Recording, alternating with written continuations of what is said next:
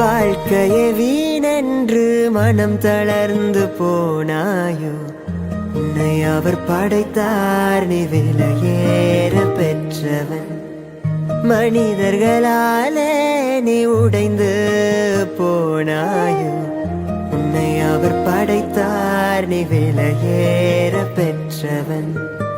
நெருக்கத்தினாலே நீ உடைந்து நிற்கிறாயோ, உன்னை அவர் படைத்தார், நீ விலையேற பெற்றவன்.